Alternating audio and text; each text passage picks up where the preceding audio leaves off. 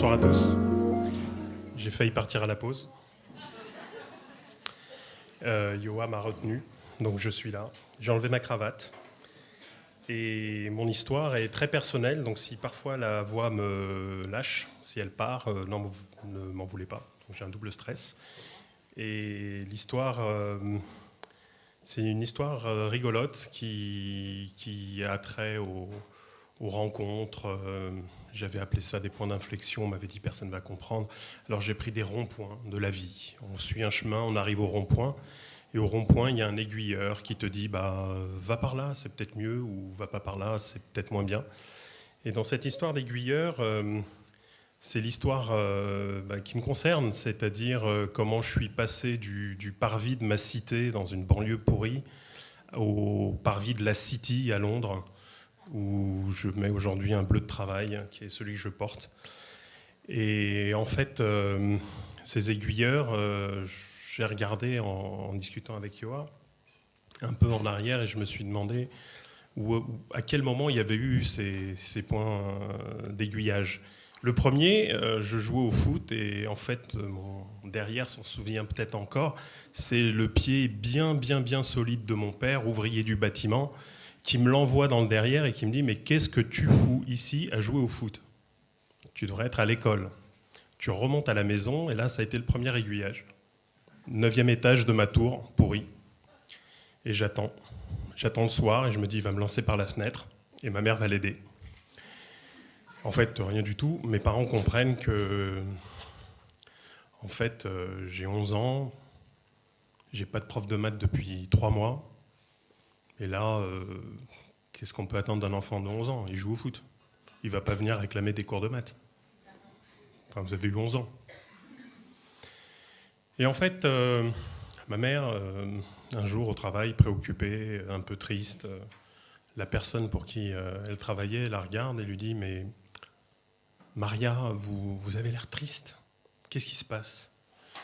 Et là, maman se tourne vers elle et lui raconte l'histoire. Et elle lui dit « Mais vous savez, je ne pense pas que ce soit le chemin que je destine à mon enfant pour être avocat, ingénieur, enfin comme toutes les personnes pour qui je travaille, pour qui je fais les ménages. Moi, c'est ça que je veux. Et ce que j'ai vu là il y a quelques jours, ça, c'est pas le chemin. » Et là, elle lui raconte, elle lui dit « Mais attendez, il y a ce que vous connaissez, et puis il y a autre chose, il y a des écoles privées. Je vous arrête tout de suite. Je ne vais pas pouvoir payer une école privée, je vois bien ces enfants. C'est pas une école pour les miens. Je pourrais pas, c'est compliqué. » Et en fait, cette dame, qui ensuite, je réalise, est l'aiguilleuse, prend sa plus belle plume, écrit une très belle lettre, l'envoie au directeur d'une école privée qui était sur le chemin, et elle obtient un rendez-vous. Et là, grand stress, ma mère devait être beaucoup plus stressée que moi maintenant. C'est elle qui va passer l'entretien. Elle va passer l'entretien d'embauche et elle revient haut la main. Je suis accepté. Magnifique. Par contre, grosse pression. On est en janvier, il va falloir que tu sois au niveau. C'est en septembre. Tu n'as pas le droit à l'erreur. Parce que là, pour le coup, je te balance du 9e étage. Et croyez-moi, il l'aurait fait. Et grosse pression parce que, en fait, je fais cette rentrée et la pression est énorme. Alors 6 mois, il faut être à niveau. L'été, je ne l'ai même pas vu passer tellement j'ai bossé. Il fallait que je sois à niveau sur tout, même sur ce qu'il ne fallait pas. Et c'était terrible parce que j'étais pas français à l'époque, donc j'étais le petit qui n'était pas français, qui était fils de gens, on ne sait même pas ce qu'ils font. Dans une école, il y avait certes des crucifix au-dessus de tous les tableaux. On avait de la bienveillance et on aimait son prochain, mais quand même j'étais bizarre. Donc j'étais le fils de l'ouvrier qui venait. Et quand je rentrais chez moi, le soir, j'étais...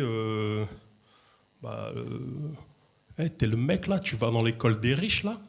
C'est toi là, Et en fait, c'était ça, ce que je voyais. Donc j'avais des gars qui tenaient les murs et qui me voyaient arriver, et limite me lançaient des pierres parce que j'étais pas comme eux. Donc j'ai vécu comme ça.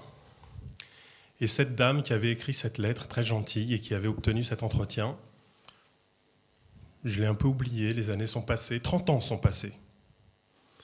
Je suis devenu banquier, j'ai vu des avocats, j'ai rencontré des gens, j'ai beaucoup voyagé. Et un jour à Paris,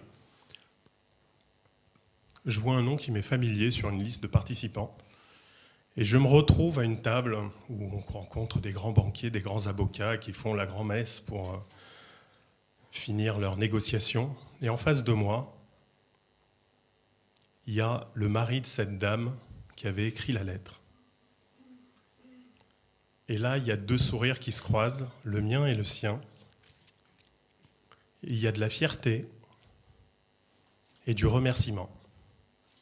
Et encore aujourd'hui, je me dis, et je me demande, qui était qui ? Qui était fier et qui remerciait ? Et depuis, quand je peux, j'essaye d'être aiguilleur et d'aiguiller les autres. Voilà.